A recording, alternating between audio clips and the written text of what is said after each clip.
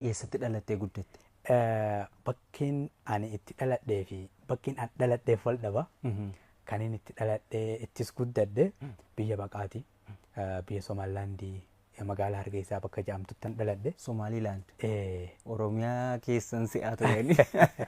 Oromiyaa ala Hargeysaa jedhamti. Somaalilaandii jechuudha. Mootummaa Somaalilaandii magaalaa Hargeysaa achi keessatti dhaladhe.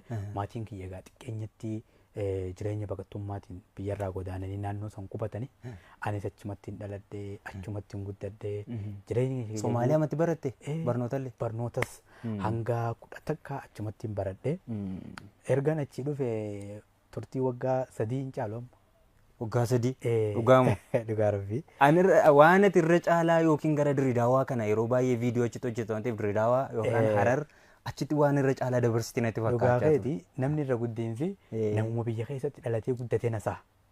Garuu biyya keessatti hin dhalanne bakki nan dhaladhee fi bakki nan itti dhaladhe wal dhaba.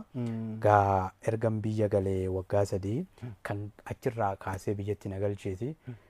Oromummaa kiyyas Oromiyaa kiyyas baruudhaaf hawwii guddaa waan hin qabu jecha xiqqeenyatti hawwii Oromiyaa arguu Oromoota arguutu nu keessa ture.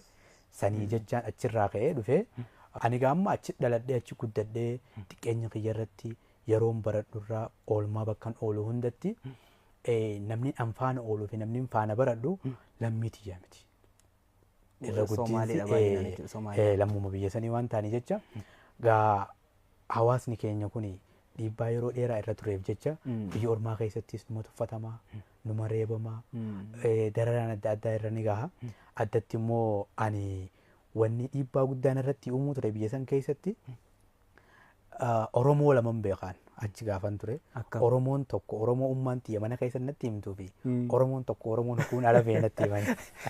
Mee lameen kana sirriitti kan ummaan keessatti himtu kamii? Ummaan tiyya mana keessatti Oromoon isin natti himtu Oromoo jabdu. Oromoo aadaa qabdu, Oromoo safuu qabdu, Oromoo qaroominaan addunyaa kana dursitee jirtu mana keessatti ummaan tiyya na barsiifte. Ala hogguun gabboo ammoo Oromoo gabraa, Oromoo gaxaantuu, Oromoo tuffatamtuudhaan Oromarraa dhagaha jechuudha. Kanatu dhiibbaa guddaan irratti uumuu ture. Ana qofaa miti gaa. Ijoolleen teenyata biyya ormaa keessatti dhalattee hedduun isaanii haala amma dura biyya keessa ture wal qabsiisee wanni isaan achirratti qunnamaa turee fi baay'een isaanii saayikooloojiidhaan miidhamanii maaliif eenyummaa kee ati gaafa itti barachuudhaaf carraa hin qabne namni barbaade akka barbaade si barsiifata. Kanaa jecha anis akka biyyatti galee biyya keessa immoo akkaan galee deemee seenaa gootota aadaa baruuf kan na dirqu waan achirratti narra ga'eetu akkan kana baradhu na godha.